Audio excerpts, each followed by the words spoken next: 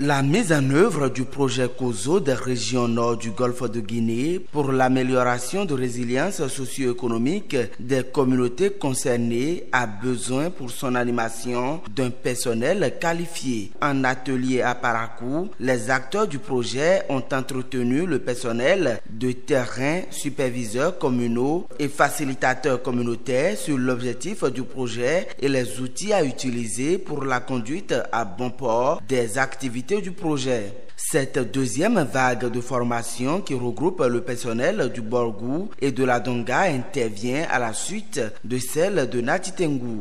Pendant 12 jours, les participants vont s'imprégner du projet afin de mieux travailler à l'atteinte des objectifs.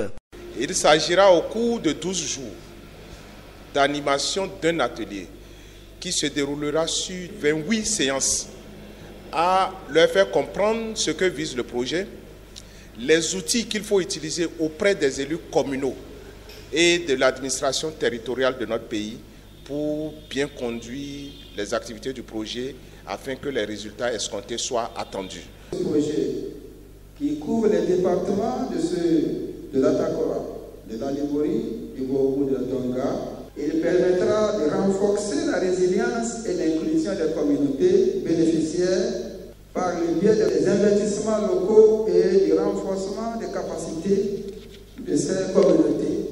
C'est le lieu de vous rassurer de l'engagement des préfets à s'investir effectivement aux côtés des différents acteurs en vue du succès de ce projet.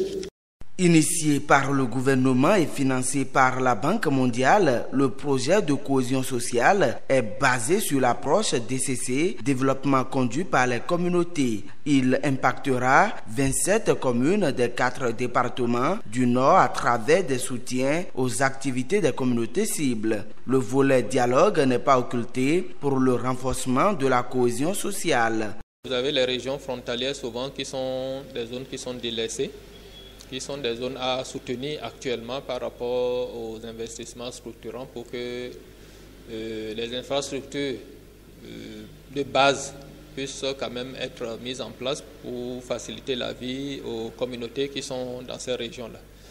Mais nous avons élargi quand même en termes d'intervention aux 27 communes des 4 départements, c'est-à-dire la Takora, la Donga, le Borgou et la Libori. Et il y a une composante 3 qui est portée par la BGF dans le cadre de ce projet pour le dialogue, surtout les concertations au niveau régional, mais également pour soutenir tout ce qui a comme base de données à mettre en place, les études, le travail avec les universités pour accompagner ce projet.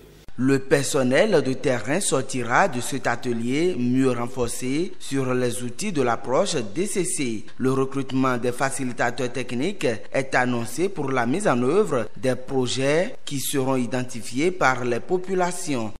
Tous les outils qui sont liés à l'approche DCC, comment tenir les réunions, les AG par exemple pour identifier les besoins, comment tenir les AG pour faire les priorisations, comment tenir les AG pour valider tout ce qui a été fait, et comment accompagner surtout les communautés pour valider par exemple les offres que les entrepreneurs vont soumettre. Tout ceci doit être maîtrisé à l'issue de cette formation. On va recruter également des facilitateurs techniques. Bientôt le recrutement va être lancé pour les accompagner de façon spécifique dans chaque domaine. Ce projet qui vise le renforcement du tissu social est en lien avec les objectifs spécifiques du Plan national de développement 2018-2025. Il s'inscrit également dans la perspective de l'atteinte des objectifs du programme d'action du gouvernement 2021-2026.